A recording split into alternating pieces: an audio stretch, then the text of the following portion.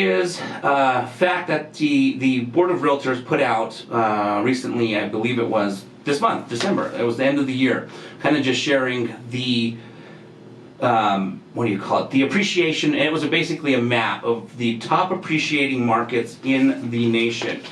So, Utah, the state of Utah, is the second highest, fastest appreciating market in 2019 in the country. Okay, only behind number one, which was Idaho. So Idaho has appreciated the most out of any state in the U.S.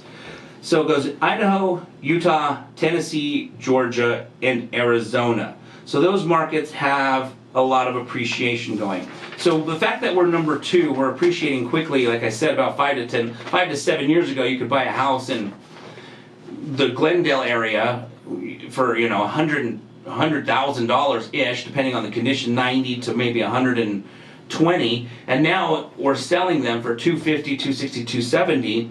That's a really incredibly quick appreciation. Now, of course, it's all dependent on the condition of the home. So if you're going to, again, think about a strategy of developing wealth, you know, holding real estate as investment properties for rentals is a great way to do it, because again, you're purchasing this property, somebody else, your tenant, is paying it off for you over time, and the house is also appreciating. And we happen to be lucky enough that we live in a market where the appreciation is the second highest appreciation in the country. So that's pretty cool. Okay, so I'm going to give you some examples of basically why, in my personal opinion, why we're appreciating so quickly. So I like to call it the island effect. So if you think about New York City, Manhattan is an island, right? You got the island of Manhattan. I lived on Manhattan for about 18 years.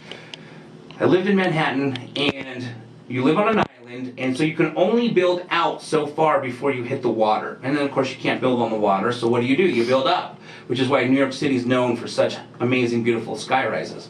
So you start to build up, which I'm sure many of you have observed, that is starting to happen big time here in Salt Lake. A lot of apartment buildings are going up.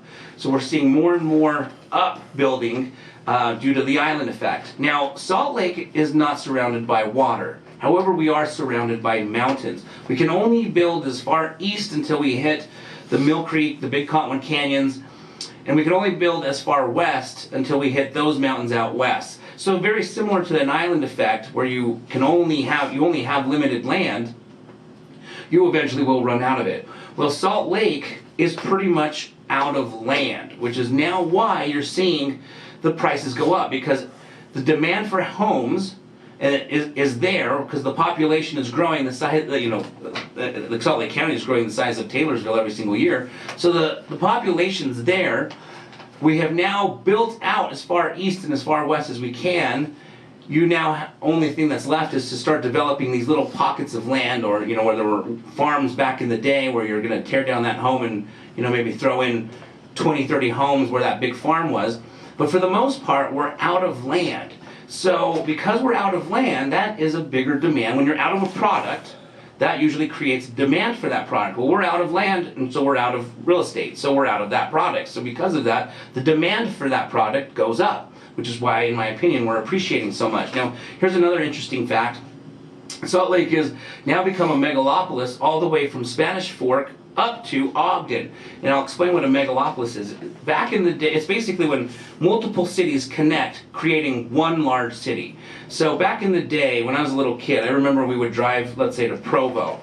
We would leave Salt Lake City. I grew up in Cottonwood Heights, so we'd get on the freeway and we'd start heading south. And you'd get to a point where you pretty much hit Draper, and then there was nothing. Maybe a farm or two, but there wasn't anything. And then you hit the point in the mountain, and then you hit Lehigh and Pleasant Grove, and there was just pretty much nothing. It was a lot of land. You could drive for a while and not see, much real estate, many houses, I should say. Today, that's not possible. You can literally drive from Spanish Fork all the way up to Ogden, and it's completely developed all the way up. That's a megalopolis. There's quite a few megalopolises throughout the country where different cities have grown so big that actually are from state to state. I think, I can't think, I'm not even going to quote it because I can't remember, but there's like one of the larger megalopolises in the United States was a southeast state where two cities have now grown, but each city was in a different state. I think one was in Georgia and one was in a neighboring state of Georgia. And those two cities, like Atlanta, I think was the one in Georgia. Atlanta's grown so big that it's now reached, as far as a megalopolis is concerned, the next state's largest city, which is growing population. So with companies like Goldman Sachs, Adobe, at the point of the mountain you see that big campus, Adobe, with these companies coming to Utah, making it their base. If I'm not mistaken, I read in an article several years ago, and this may have changed by now, but the third largest financial city behind New York City, Wall Street, Charlotte, North Carolina, is Salt Lake City, which is why Goldman Sachs has now made a hub here, a base here. And so a lot of these opportunities like eBay, Adobe, Goldman Sachs, when they open up shop here in Salt Lake, a lot of the jobs do go to locals that already live here, but a lot of these jobs also are transferring in different people from other cities, which again is contributing to the growth of Salt Lake.